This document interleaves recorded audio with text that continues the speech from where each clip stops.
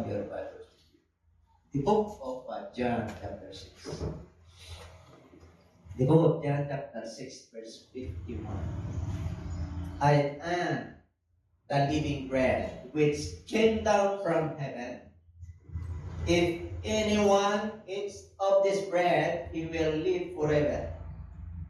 He will live forever. And the bread that I shall give is my flesh, which I shall give for the life of the world. Okay? Pagpalaan po tayong lahat. Sabihin mo sa katabi, peace be with you. Kayo po yung makakaupo. Ayan yung feeling ko. Kaya, biyaya sa biyaya ang sinusukli sa atin. Amen? Okay? At my preaching is the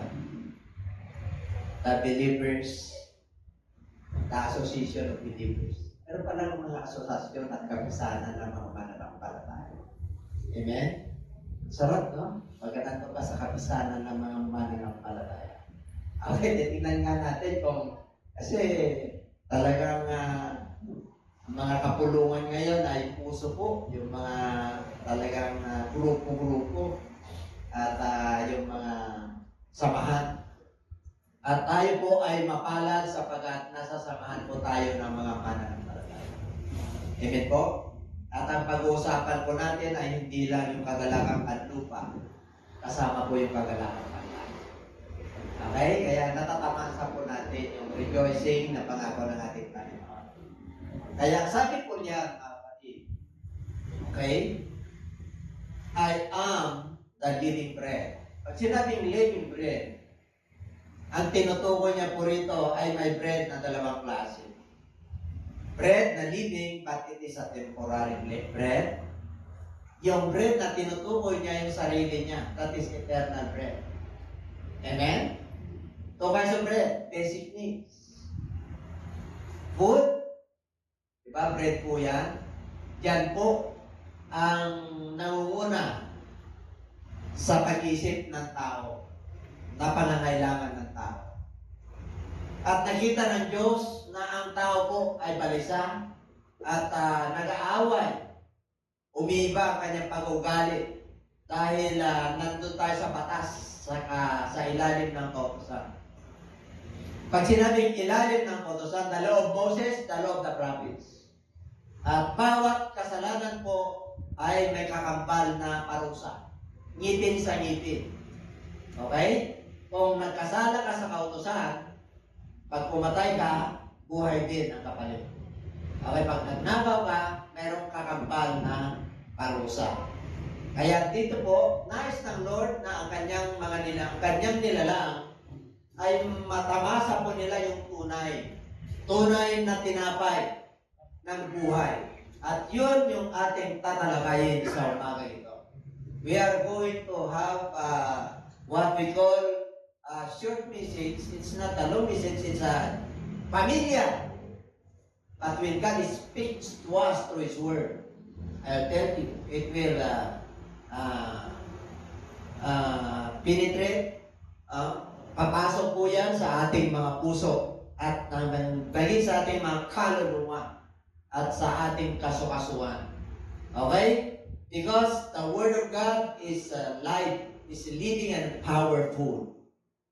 Makapangyarihan ang salita ng Diyos, ito po ay tumatagos. Kaya nais ng Lord na makuha po natin at makamtan po natin yung kanyang sinasabi. I am the living bread. So, brethren, believers, para sa lahat po ito. That's why our title for this morning is Association of the Believers.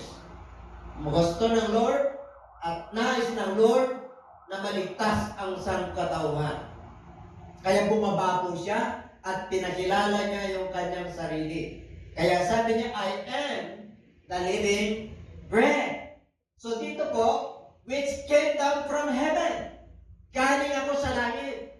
Nakikita po nila ang pagkakilala nila kay Kristo ay tao. Amen? Kasi nung nangangaral na po siya, ay malaki na. Hindi nila nakita yung kanyang kapanganakan. Nakalimutan po nila at hindi nila ganong alam.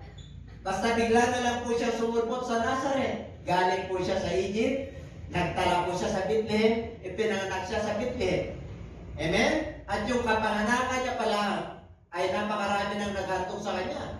Marami ng buhay na inalay. Marami nang namatay. Dahil inalay po yung mga dalawang taon na lalaki pababa. Dahil yun po yung utos ni King Herod. Sapagat sinabi ng mga pantas at matatalino, ipapanganak ang King of the Jews. Ang hari ng unang panahon ay si Herod. Kaya nung hindi na bumalik sa kanilang pantas, kasi pinagpili ni Herod sa mga pantas, yung mga wise men, pabalikan niyo ako at ako naman ay sasamba.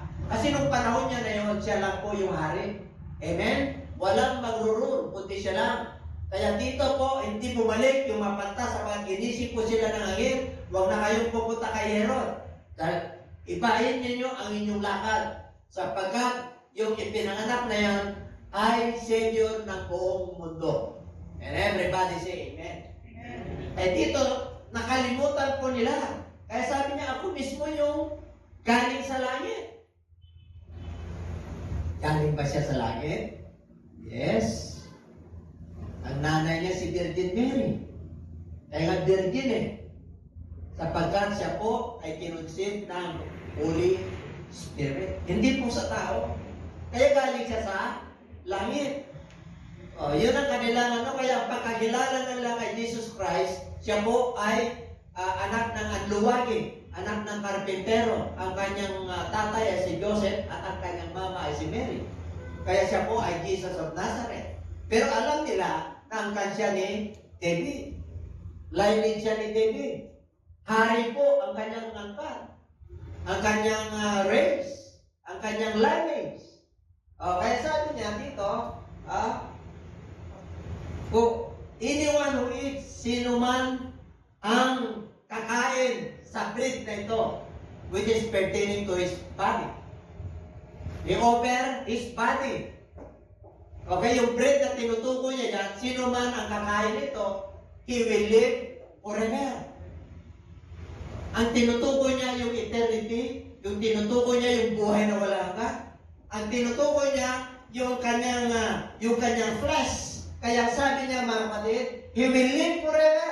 And the bread that I shall give is my flesh. Diretso. Itong katawan ko na ito yung bread. Ito yung tunay na tinapay. Galing sa langit yan. Pag kinain niyo yan, magkaroon kayo ng eternal life. Kaya sabi niya, which I shall give for the life of the world. Which I shall give for the life of the world. Nung ipinanganak po siya, nagkaroon ng buhay. Amen? In the Garden of Eden, sinumpa ang lupa. Pag sinabi ni, which I shall give for the life of the world, hindi lang yung buhay ng tao. Pati yung mga disyerto, bubuhayin ng Lord. Pati yung mga taniman at yung mga pestilence, magkakaroon ng buhay. Dati, disyerto lang yan. Pag pupunta kayo sa desert ngayon, may mga grapes na. May mga gulay na po. Binigyan niya ng buhay ng mundong ito kahit na nasumpa dahil sa kasalanan. Nung ipinanganak ang ating Panginoon, kaya goodwill to all men, kapayapaan sa lahat ng tao, kagandaang loob ng Diyos siya. Kaya hindi lang po yung buhay na talagang buhay natin, no. Kasama po yung ating tinitirahan. Ganyan tayo kamahal ng ating Panginoon. Kaya sabi niya sa John 3:16, for God so loved the world. Di ba?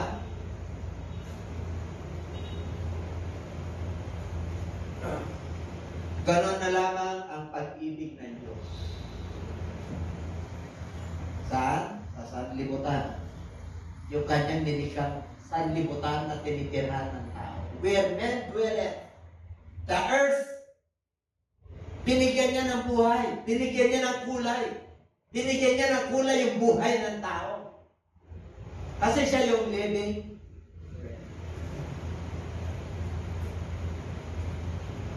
Nagkasala ang tao nung pinanganak siya. Kapanganakan niya pa lang, sacrifice na. ang dami nang namatay na may na 2 years bababa. Mga lalaki na pinanganak. Pinatay po.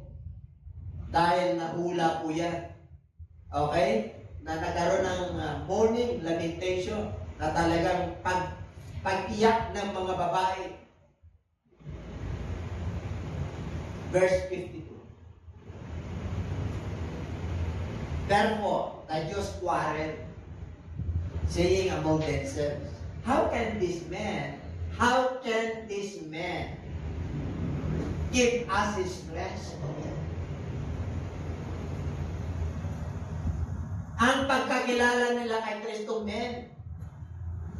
Kaya yung tinutukoy niya, kakainin nila yung kanyang laman.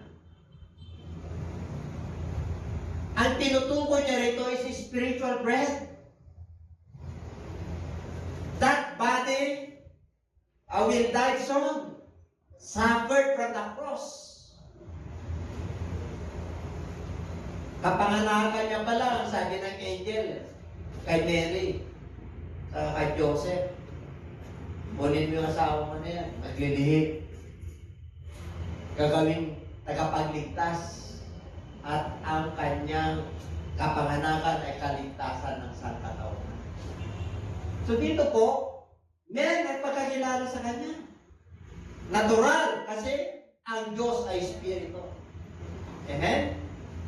Kaya maging yung kanyang mga lagat at yung mga nakikinig sa kanya, hindi makuha.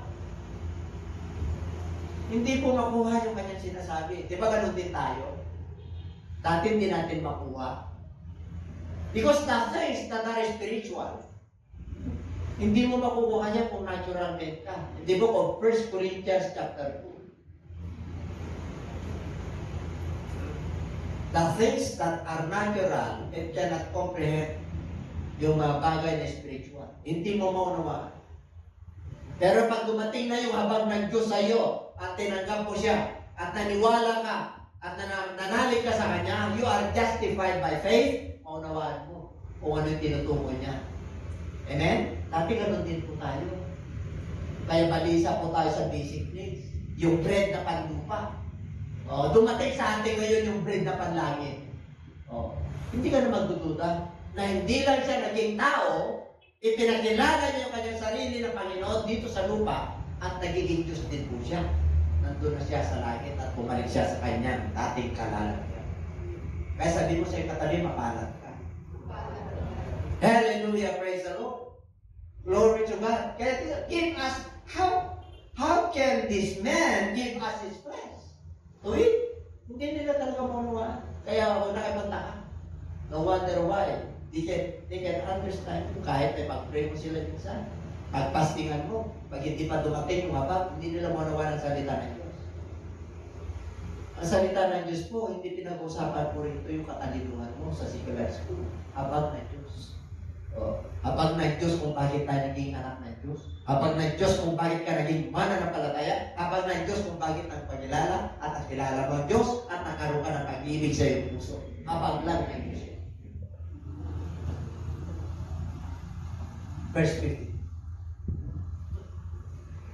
Then Jesus said to them,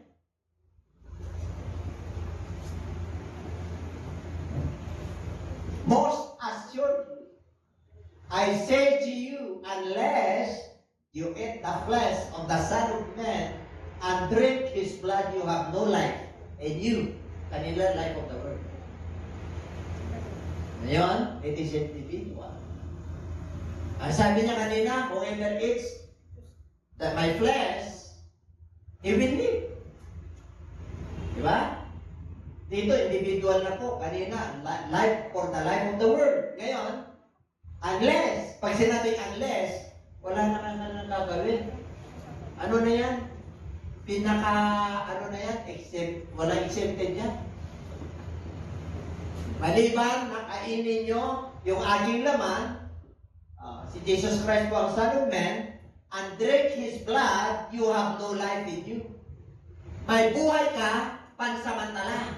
Pero yung tinutukoy niya na buhay dito, eternal. Amen? Lahat tayo ay may buhay, pansamantala. Mayroon tayong time frame sa mundo ito. Mayroon tayong hangganan sa mundo ito. Amen? Ang tinutukoy niya dyan, siya yung living bread, siya yung bumaba, galing sa langit, ito po ay magkaroon ng buhay ng mundo ito at magkaroon ng buhay mo, sarili mo mismo, magkaroon ka ng eternal life.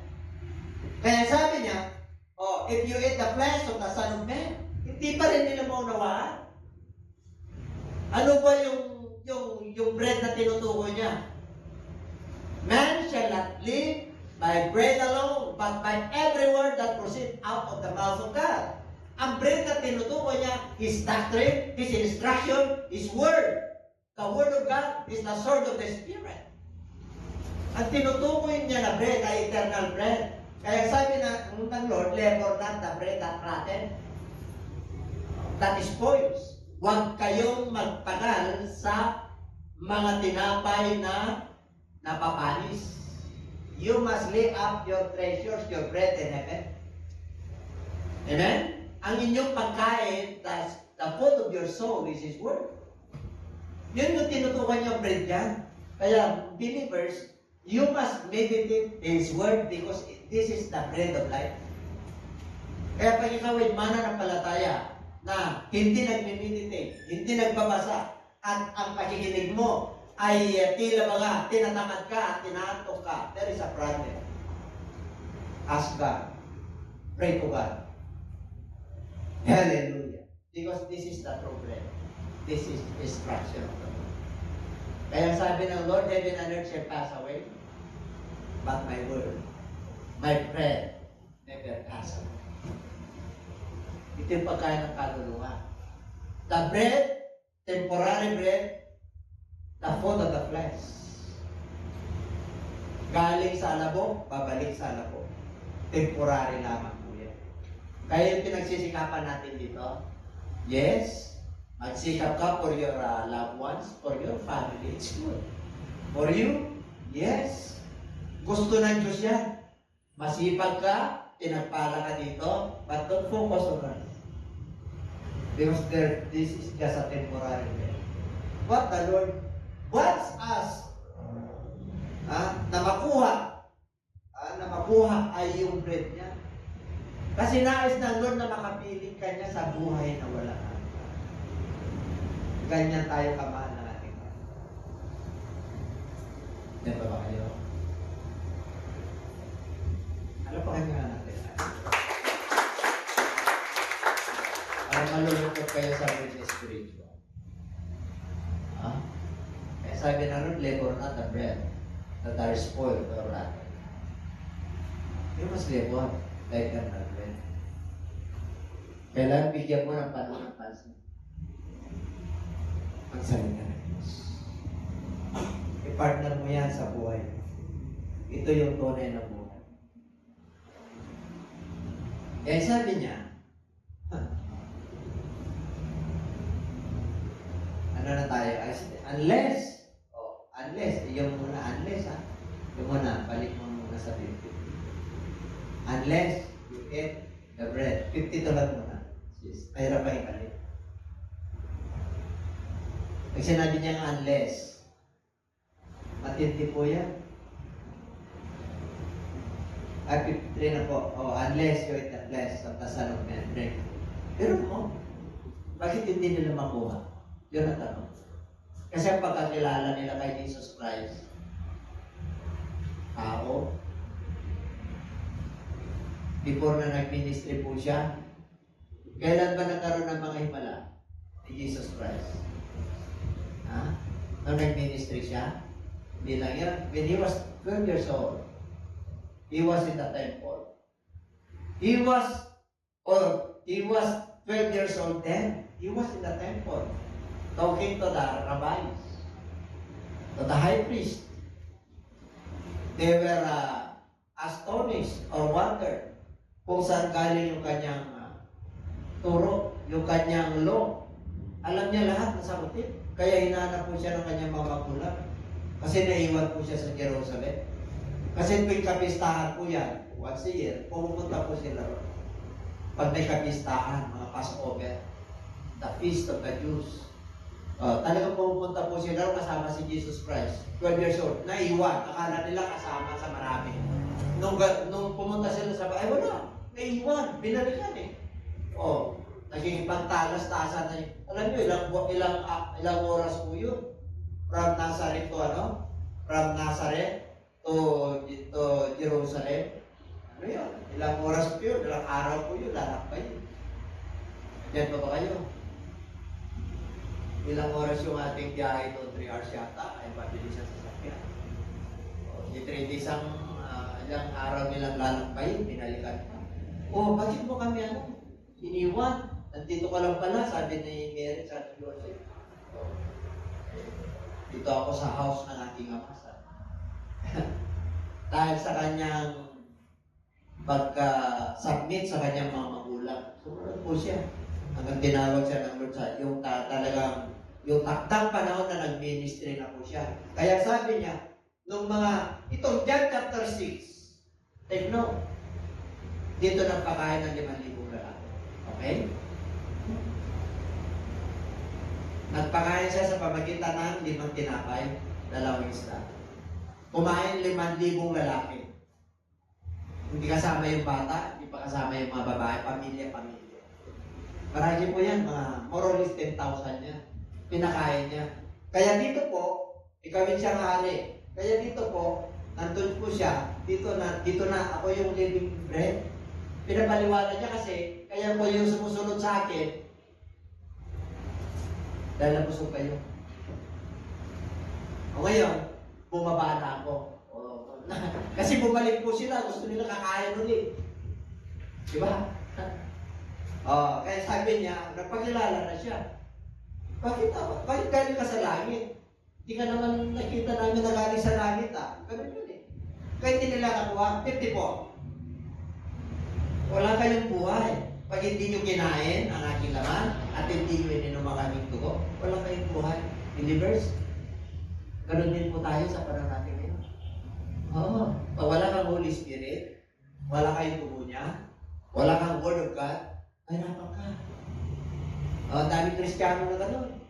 Kaya kaman ko po sila, kaya naghihina po sila. Alam nyo, para ma-sustain nyo, ma-maintenance nyo yung spiritual life nyo, kailangan kompleto ka. Di ba? Bread and the Holy Spirit, His Word at the Holy Spirit. Amen?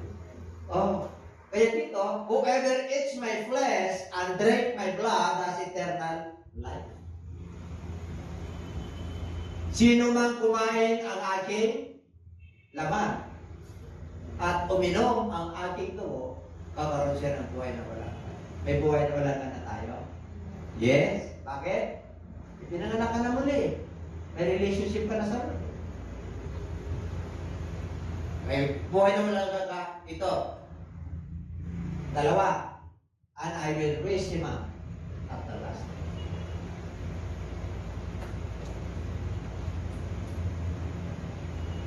Kaya sabi ng Lord, ang mga nananalig sa akin at tumalapit, uminom ng aking dugo at kumakain ng aking laman, hindi na siya mamamatay. Sabi ko siya, hindi ka pala mamamatay. Mamamatay yung katawan mo. Pero yung soul hindi. Nakapresent. Nakatulog ka lang. Tulog lang yung soul. Bakit? He will raise him up at the last.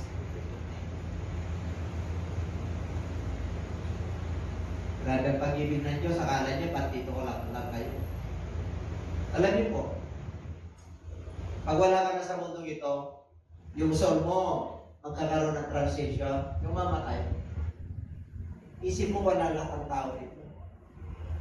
Wala na yung labwas mo, hindi mo nakilala. Yaman mo, wala yan. Kahit anong gawin sa'yo, magpatay ka na.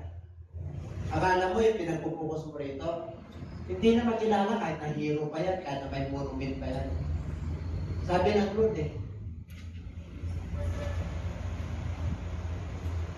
Kaya mga kapatid, mapalad ka kahit na mahirap ang buhay mo. Pero pag sumusunod ka, hindi ka mamamatay.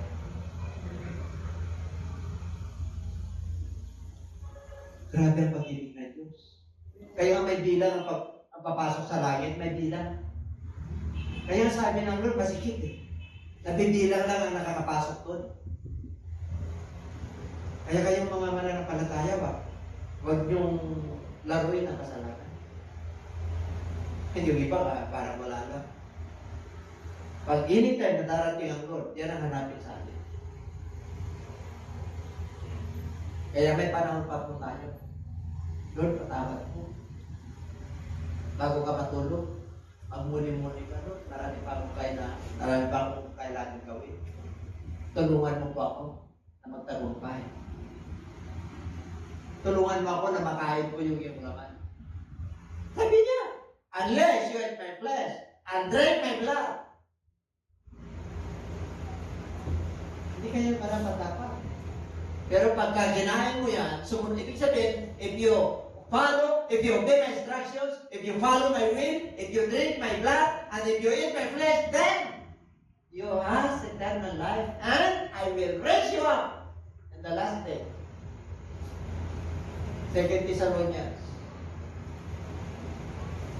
Magkakaroon po ng matinding sound of the trumpet of the archangel. Ang pagbabalik ng ating Panginoon, magkaroon ng napakalakas na tunog. Trumpet of the archangel. And those who did in Christ shall rise first. Sino ang unang bubuhay ng Diyos? Yung mga mananampalataya kay Kristo. Kaya yung mga loved ones nyo na mananampalataya kay Kristo, yun yung unang babangunin. Ang ganda na ng buhay nila. Bakit? Nasa paradise po, nakatulog lang. Kaya kawawa po yung mga hindi mananampalataya. Kawawa. Kaya ngayon pala, magkaroon na kayo ng habag sa inyong mga mahal sa buhay. Huwag na kayong patumpik-tumpik pag ang Diyos ang nagbigay ng instruction. Diyos yan eh. Hindi nagkakamali. 100% pag sinabi niya na bibigyan kita ng eternal life, I will raise you up at the last day because He is the Lord. He is God coming from heaven. Then, you must obey. You must keep His commandment. Eh? Matindi yan kasi malapit na po. 2,000 years ago, nangangaral sila Apostol Pablo, malapit ng darating ang Lord. Until now, yung iba nagsawa na. Yung iba, pumasok na ng 2,000 years, dumating na yung Skylab, dumating na yung pandemya ng 2020, nakalimutan na naman. Ano sabi ng Lord? Sino gusto magtagumpay? Sino gusto magkaroon ng eternal life? Thank you mo na yung buhay mo rito, meron ka pang buhay na walang hanggan. Joshua chapter 1 verse 8 and 9. Did I not command you? Be strong and of God, courage. Be not dismayed. No. Diba? Huwag kang madismaya. Huwag kang manlupay-pay. Be courageous. Lakasan ng loob mo. Because the Lord is with you wherever you go. And, ano sabi niya? Huwag mong kaligtaan, this book of the law shall not depart out of your mouth.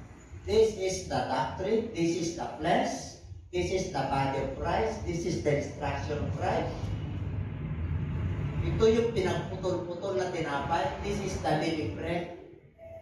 Kaya sabi niya, itong aklat na ito ay huwag may walay sa inyo mga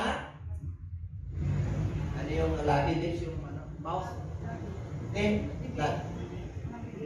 Mouth, bibig. Huwag may walay ito sa inyong mga bibig. Ibig sabihin, nandito lagi yung bread, bibig, pagkain, instruction, turo ng Diyos. Kaya kung gusto mong pagpalain yung Deuteronomy chapter 28, I will bless you. In and out, I will bless you. Your children, I will bless them. This is the promise of the Lord. Kaya sabi niya, oh, you want a good success? Then, observe or keep all the things that are written therein. Lahat ng mga nakasulat dito, sundan mo. Lahat. Pag sinabi niya, kahit na nahirapan ka, sige na. Diyos naman ang tutulong sa iyo.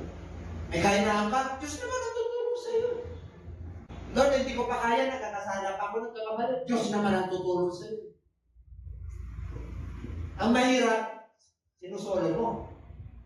Ang mahirap, yung will mo pa rin ang nasusunod. Kaya, paano ka i-raise up ang Lord? Paano ka bubuhayin sa will pa mo?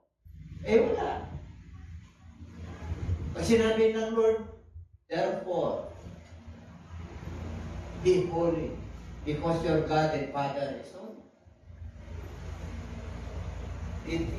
It doesn't mean na talagang na tayo, hindi tayo nagkakamali sa decision natin, no? Sinabi niya, therefore, you must be holy. Ibig sabihin, magpakabanal ka. Bakit banal ang Diyos? Ibig sabihin, may proseso yung kabanalan. Habang ikaw ay sumusunod sa Lord, nagiging banal ka. Kahit na may kahinaan ka, may pagkukulang ka, may pagkakamali ka, pero huwag kang tuloy sa pagkakasala because you are now born of God. At yung ibang mga nanampalataya, tuloy-tuloy pa rin sa pagkakasala, paliwala. Pag-pray mo sa Lord na makalpas ka dyan, Lord, ayos ko maging banal. Tulungan mo po ako, Panginoon. Kahabagan mo po ako, Panginoon. Walang imposible sa iyo, Lord. Hallelujah! Hindi kayo lumalaban, hindi nyo pinapakita sa Lord. Alam niyo naman ang kasalanan. Ang lahat ay nagkasala, kahit ako. Walang matuwid, kahit ako. Kahit pare, kahit na pastor, kahit na bishop. Walang matuwid pagdating sa kasalanan, pare-pare mo po. Kaya walang may pagmamalaki ang tao. Wala rin ako may pagmamalaki. Amen? Hindi ko maganda ginagawa mo, ligtas ka na, hindi ganun. Ang kaligtasan ay kahabagan. You are justified by faith. Pinawalan sa alang ka ng Lord dahil sa iyong pananampalataya. Hindi dahil sa magandang gawa mo, no? Ang resulta ng magandang gawa ay susunod na lamang po yan. Amen? Hindi ka sumusunod sa Diyos dahil magandang ginagawa mo at ililigtas ka dahil sa iyong magandang ginagawa. No? Kagandahan mo at habang ng Diyos kung bakit tayo gumagawa ng mabubuting bagay. Kaya sabi niya, I will raise him up. 55. For my flesh is food indeed, and my blood is drink indeed. Ibig kong sabihin, my flesh is the real food. Pag sinabing indeed, this is the real food. Because that food is eternity. This is the real drink. Because this is eternity. Hindi ka na magugutom, hindi ko na mauhaw. Pag kinain mo yung flesh ko, hindi ka na magugutom. You are contented with your life. Kontento ka kung ano mayroon ka ngayon. Yes, because the Lord is with you. Savior is with you. The Lord Jesus Christ is in you. You are now contented with your life. Pag may nais ka pa sa Lord, tingin mo sa Kanya. Trumabaho ka, maging masipag ka, gumawa ka sa kasipakan mo sa mundo ito, sa basic needs, sa mga pagkain ng iyong flesh, pero temporary. Kung ang kanto na bigay sa'yo ng Lord, so be it. Amen? Kung pinagpala ka ng Lord, nagsikap ka, natural, nagsikap ka. Kung tamad, wala. Kahit na pandemya, magsipag ka. May para ng Diyos. Amen? Ganito ba kayo? O yung iba, nag-online, di ba? O yung iba, may mga nagkapera sa pandemya, pero mas marami na wala. Pero yung iba na madiskarte, nakaraos. Nakaraos pa kayo? O nakaraos na meron. Ngayon, ang pagkain na natin, flesh of the Lord.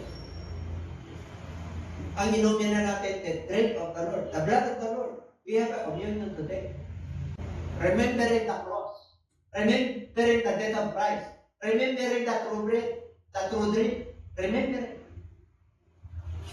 Sabi niya, my food is my flesh. That is the real food. Ibig sabihin yun yung tunay. Yun yung totoong food. Yun yung totoong food. Ito. Kasi eternal ito. Yung food natin na pantisan, atin natin. Mamaya bukas, pandesal ulit. Bukas, kanin ulit. Habang buhay ka, kanin. Pero ito, sigurado ka na. Sabi mo sa katabi, sigurado ka na, sis. Manigurado ka na. Kasi ngayon, dami na naman kumakain. Nung pandemya, bayan. Puro sa Lord, hallelujah. Meron silang panahon para makinig ng salita ng Diyos. Meron silang panahon, pero ngayon, bumalik na naman. Ganun ang tao. Pero, mananampalataya, sabi niya, meditate His word yan. And obey His word. All the way. Then, you have a good success. Pag nandito yan, through bread, saka yung blood niya, sabi niya, tagumpay ka. Kahit na wala-wala ka. Wala-wala ka. Nakangiti ka kasi hindi ka nawala ng pag-asa. Totoo po yun. Pag wala ka sa Lord, hindi ka makangiti. Lagi ka nakangiti. Iba po yung nakangiti at nakangiti. Yung payapa ka, may pag-asa ka. Iba po yung may pananampalataya ka, kaya nagdududa ka. Iba yung nagdududa, lahat ng kanyang ginagawa, stable. Kung ikaw mananampalataya, dapat stable ka. Di ba? The man who is unstable is in all his ways. Hindi maganda. Kaya ang gusto ng Lord, stable ka. Sabihin ko sa iyo, matabi, stable ka na ba? Stable ka na ba sa relasyon? Stable ka na ba sa pera? Stable ka na ba sa trabaho? Stable ka na ba sa emotion mo? At stable ka na ba sa pananampalataya? Ang sasagot sa lahat ng katanungan mo ay ang Diyos. Kahit anong problema mo, Diyos ang kailangan. Kahit yun yung tatandaan niya. Tatapatunahin niyo ang Diyos at pag-arihan kayo sa kanyang katwiran. Idadagdag na lang sa inyo lahat ng basic needs.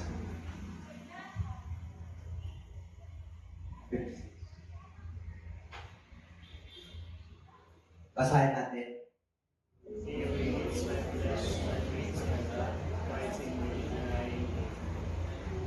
Bakit tayo nangihina? Kasi wala si Kristo. Pag Sunday, nandiyan si Kristo. Pag Monday, wala si Kristo. Diba? Tama? Nung nandun tayo sa work natin, wala si Kristo. Sinasolo ko eh. Sa negosyo mo, wala si Kristo. Sabi niya, sino man ang kakain ng aking laman at iinom ng aking dugo, mananatili ako sa kanya. I will abide in me, abides in me, and I in him.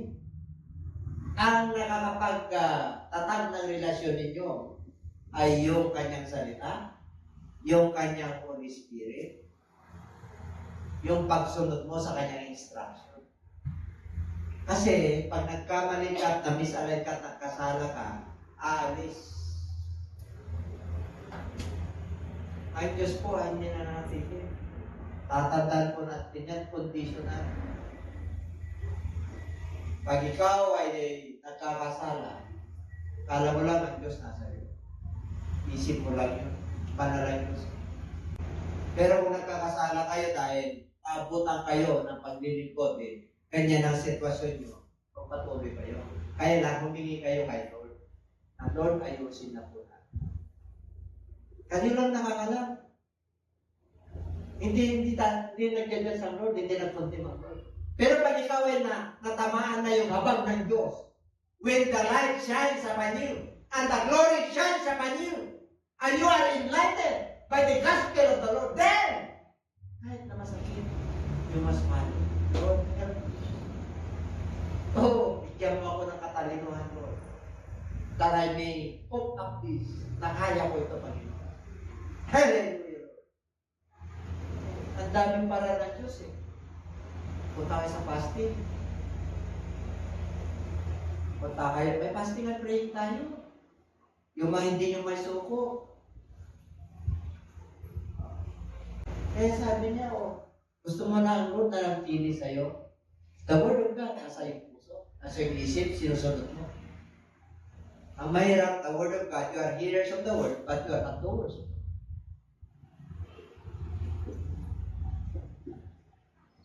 Kailangan na naririnig natin, sinusunod natin. Bakit? Yun yung true breed eh. Doon ka pagpagpalayan ng Diyos eh. Doon ka hihil ng Lord eh. You want healing? You need the greatest physician of all. Who is the greatest physician? Our God. Even you are blind, makakakita ka. Even you are blind, lame, or paralyzed, you will be restored. Even you are in darkness, kahit na matindi ang kailangan mo na, dead end na, wala ka na, pero ang liwanag nandun. Kasi silayan mo na lang ang tutandaan mo. Ganun. Ayaw pa mananod. Kaya, anayos ng Lord na siya po ay mananatili sa atin. You must preserve that. Bakit hindi nanatili? Kasi po, minsan nasasaway natin. Minsan hindi natin nasusunod. Minsan masakit yung kanyang instruction. Minsan nagko-complain po tayo sa kalagayan po natin. We are not perfect. Okay? 57. Alapit na po tayo. Basahin natin.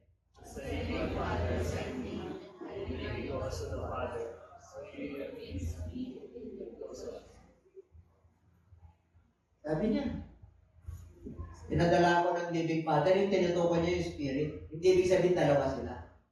Yes, dalawa sila. Asa man, nasa Lord, nasa earth. Yung Spirit po, witness niya yun. Pero hindi ibig sabihin na kayang parang Father na dalawa tayo. Hindi literal Father. Yung Father niya, yung Spirit. Walang nakakita sama. Walang nakakilala sama. Sino nakakilala sama? Yung Mount Diyo. Pero nung pinakilala niya ng kanyang sarili, si Thomas, sabi niya, ano yung daan? Ako yung daan. Ako yung katotohanan. Ako yung buhay. Walang makakapunta sa Ama. Maliban sa akin. Meron po kayo noon, ito Ama. Nakakalungkot yung iba. Iba yung Ama nila.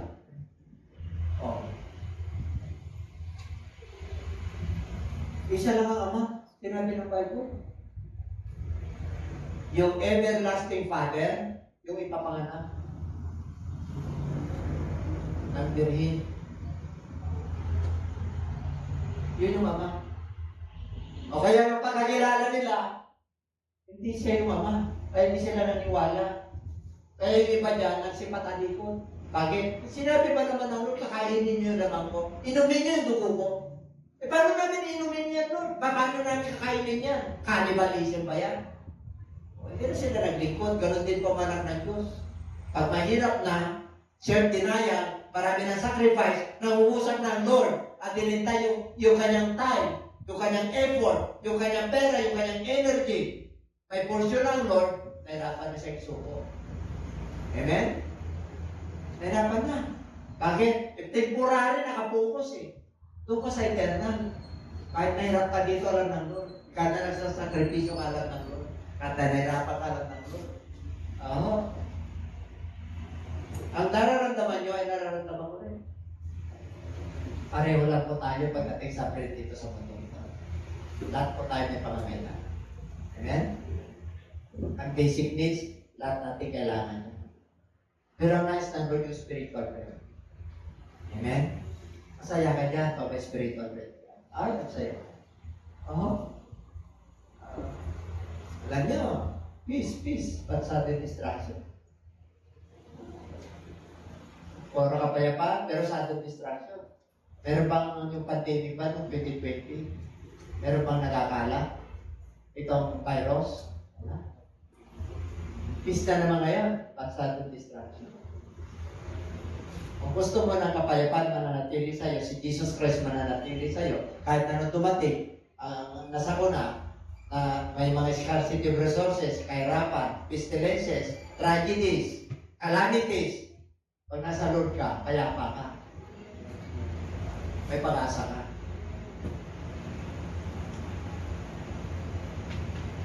Malakas ka. Kasi malakas ka sa Lord. Bakit ka malakas sa Lord? Sumusunod ka. That's why believers, this is the association of the believers. If you believe, kailangan kainin mo yung kanyang baga. Inumin mo yung kanyang dugo. Para sa magaganang magkaroon ka ng buhay na walang gan, magkaroon ka, and He will raise you up at the last day. At umuhay ka pagpatay ka na. And the dead shall rise first. And those who are remain, tayo na mananampalataya. Wari, nabutan tayo ng rapture. Inabutan ka ng rapture. Aagawin ka ng Diyos. Pero kung aagawin ka, bakit? Wala na pakasasabi dito. Wala na. Do not be afraid. Just open your lips. Just open your mouth. And I will put my words in your mouth.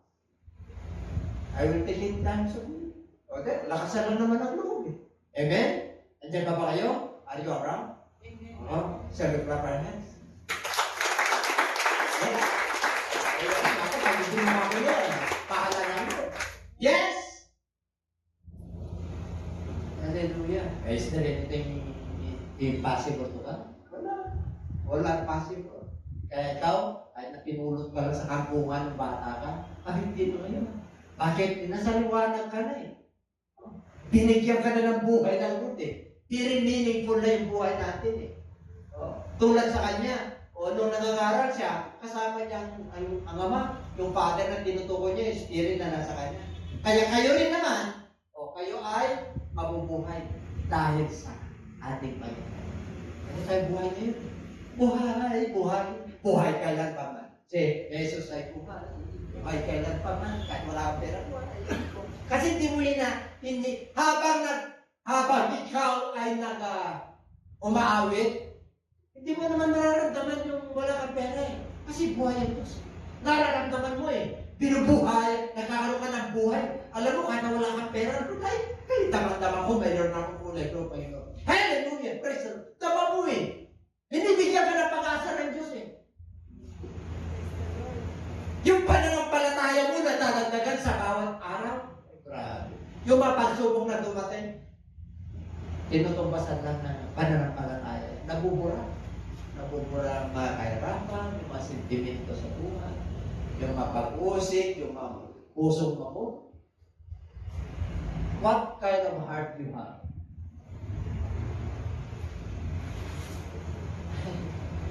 Pag ang puso mo, usina, ibig sabihin, ang presensya na nasa iyo. Sabi ko sa kapatid, nahala. Winner take all at our life. Alam niyo winner take all? Lahat. Halo ka sa buhay. Kahit na kinakapos ka, masaya. Nakakita ka na ng tao na masaya kahit na kinakapos. In this world, you are abnormal. But in your world and your relationship to the Lord, you are normal. Dahil nalulugot ang Diyos sa iyo, nakakangiti ka.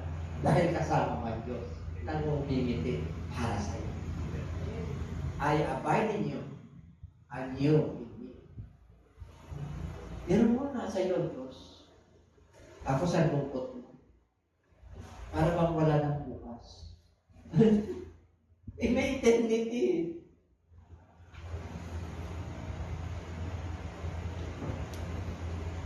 Last. This is the bread which came down from heaven. Pagkilala na si Jesus Christ natin, di ba? Hindi lang siya Panginoon, Diyos pa sa buhay natin. May instruction pa. Saan pang kulang? Mayroon pang Holy Spirit. Mayroon pang pastor. Mayroon pang church. May mga kapatiran na nagpapalo. May mga kapatiran na nagpipray. May mga nagpapasting para sa mga mananampalataya. Free! Yung gospel ay pinapangaral. Free na mangaral ka, mag-pray ka, magpuri ka. Libre! Saan ka pa? To whom shall we go? Punta ka na sa living bread. Punta ka na sa living water. Para hindi ka na mawaw. para makontento ka sa buong buhay. Eh sabi niya, not as your fathers ate the manna and wine and are dead. He who eats this bread will live. Yung mga ninuno nyo sa lumang tipan, yung kanilang kinain, ay hindi si Moses ang nagbigay, kundi yung amang nasa langit. Ako na yung galing sa langit. Ako na yung buhay na tinapay.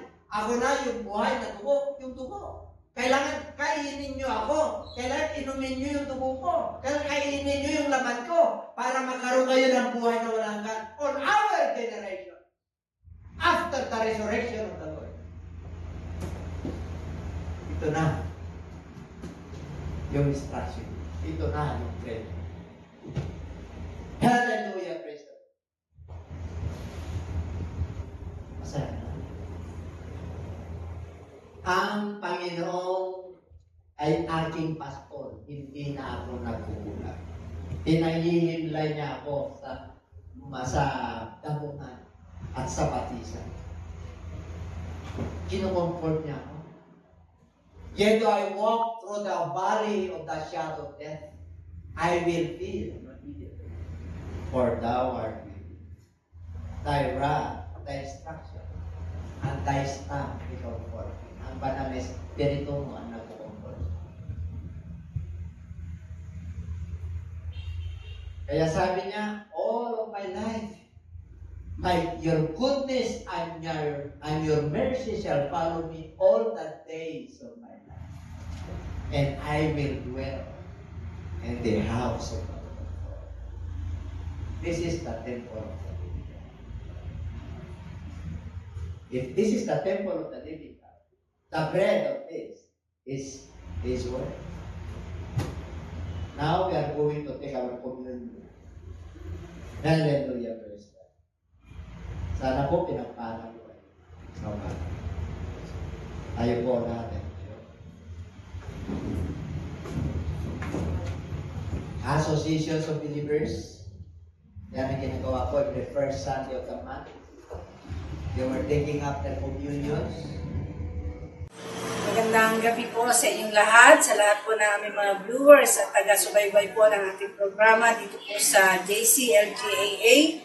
Maraming salamat po sa walang sawa ninyong pagsubaybay sa ating programa na napapanood po natin tuwing Friday and Sunday po sa ganap na ika-7 at ika-8 ng gabi. Naway patuloy po tayo sa suporta sa gawain ng Panginoon at patuloy po natin ipag-pray na ang pagpapala po ng Diyos ay patuloy na lalaganap po, lalo na po ang pagpalaganap sa mabuting balita ng kaligtasan. At sa gabing ito, mga kapatid, nais lamang po namin kayong anyayahan na kayo po ay tumanggap sa ating Panginoon. Sapagkat sa huling panahon po, marami po ang tatawag sa Panginoon at sasabihin ng Lord na hindi po kayo kilala. Bakit? Sapagkat wala po kayong relasyon ng tama sa Panginoon. Kung nais niyo po na kayo po'y kilalanin ng Panginoon, tanggapin niyo po siya ng maluwag sa inyong kalooban bilang Panginoon at tagapagligtas. At sa gabi ito, tayo po ay mananalangin ng pagtanggap at nawa ibukas po natin ang ating mga puso't kaisipan na tanggapin po ang ating Panginoon bilang Savior and Lord. Kaya tayo po ay mananalangin at sumunod po kayo sa baikling panalangin ng pagtanggap sa Panginoon. Higit po natin ang ating mga mata, taas po natin ang ating dalawang kamay at sumunod po kayo sa panalangin ng pagtanggap. Ama banal na makapangyarihan sa lahat, aming Diyos na buhay, maraming salamat po sa oras na ito. Tinatanggap kita sa aking buhay. Patawarin mo po ako sa lahat ng aking pagkakasala na nagawa laban sa iyong harapan. Patawarin mo po ako, linisin mo po ako, at gawin mo po ang karapat-dapat na maging anak mo. At sa oras na ito, tinatanggap kita bilang Panginoon at sariling tagapagligtas ng aking buhay. Tinatanggap kita bilang kaisa-isang Diyos. Pagharian mo po ako mula ngayon hanggang sa iyong pagbabalik. Tulutan mo po na ako po ay makasunod sa iyong layunin at plano sa aking buhay. Salamat po sa kapatawaran at kaligtasan na aking natamo. Ito po ang aking samot na langin sa iyong dakilang pangalan, sa pangalan mo po, Panginoong Hesus. Amen. Ang tinanggap po natin ay ang ating Panginoong Hesus at nawa hindi po doon nagtatapos ang ating pagtanggap. Kailangan makilala po natin ang totoong Diyos, ang totoong nag-iisa at makapangyarihang Ama na sinasabi po sa Biblia na siya po ay inamatay, inilibing at nabuhay na magmuli. Yun po yung mabuting balita na ating pong tinanggap sa Panginoon. Ulitin ko po, na siya po ay namatay, inilibing at nabuhay na magmuli. Tayo po bilang mga tao, kailangan maranasan po natin itong mabuting balita ng ating Panginoon. Kaya nga po mabuting balita, ito po ay may dulot na kapakinabangan, hindi lamang po sa buhay na ito, kundi sa buhay na darating. Sa pagkamatay po ng ating Panginoon, yung ginawa po nating pagsisisi, yung pagtanggap po natin sa ating Lord bilang Savior and Lord, yun po ay nagsisimbolo po ng kamatayan ng ating Panginoong Hesus. Yan po ay matatagpuan po sa 1 Corinthians 15:1-4, na sinasabi doon na siya po ay namatay, inilibing at nabuhay na magmuli. Tayo naman po ay gaganap sa mga bagay na ito bilang pagtanggap at pagkilala po sa mabuting balita ng ating Panginoon. Ano po yung ating gagawin? Na tayo po ay magsisisi, kailangan tayo po mabautismo sa pangalan ng ating Panginoong Hesus sa ikapagpapatawad sa ating mga kasalanan at tayo po ay tatanggap ng Holy Spirit. Kung tayo po ay may tamang relasyon sa Panginoon na napatawad po ang ating kasalanan, nagsisi po tayo sa ating mga kasalanan, at tayo po ay papatawarin ng Panginoon at bibigyan ng kaloob ng Holy Spirit.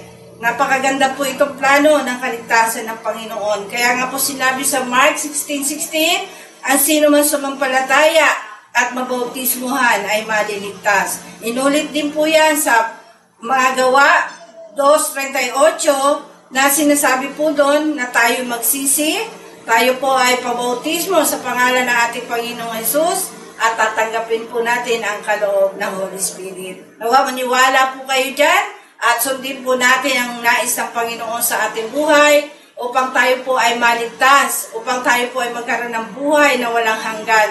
Sapagat kung wala po tayong relasyon sa Panginoon, hindi po tayo paghaharian ng Diyos. Hindi po tayo makakapasok sa kaharian ng Panginoon. Kaya napakahalaga po na tayo po ay maniwala sa gospel ng ating Panginoon, sa mabuting balita, upang tayo po ay makatamo ng totoong kaligtasan sa ating mga kaluluwa. Maraming po salamat at nawa patuloy po natin bigyan ng puwang sa ating mga puso, sa ating mga kaluluwa, na tayo po ay magkaroon ng panahon sa pakikinig at pakikinig ng salita ng Panginoon upang ang ating po pananalig sa Diyos ay patuloy na lumago, lumawak at tumibay, lalo na po sa panahon natin ngayon na napakarami pong kaguluhan, napakarami pong kabalisahan sa mundong ito. Kung wala po kayo matatag na pananampalataya sa Diyos, paano po natin matatagalan ang hirap na ito? Pero kung nandiyan po ang Panginoon sa buhay ninyo, tinanggap niyo siya bilang Savior and Lord, makakaasa po tayo na hindi niya po tayo pababayaan. Bagkus tayo po itutulungan ng Panginoon na mabuhay ng may tunay na kapayapaan na bigay sa atin ng Panginoon. Kaya huwag po kayo magsawa na tayo po mag-ipon ng kayamanan sa langit, sapagat ito pong kayamanan na ito po ay hindi nabubulok, hindi ito mananakaw, at higit sa lahat, ito po ay kayamanan na bigay ng Panginoon. At saan po natin yan makukuha? Sa pamamagitan po ng pagtsatsaga, pakikinig, pag-a-apply ng salita ng Panginoon. Kaya maraming pong salamat. At huwag po natin kakalimutan, lagi na subaybayan po ang ating programa dito po sa JCLGAA tuwing Friday po, Sunday, 7 to 8 p.m. po dito po sa ating YouTube channel. Maraming pong salamat at pagpalain po tayong lahat ng ating Panginoon. God bless you.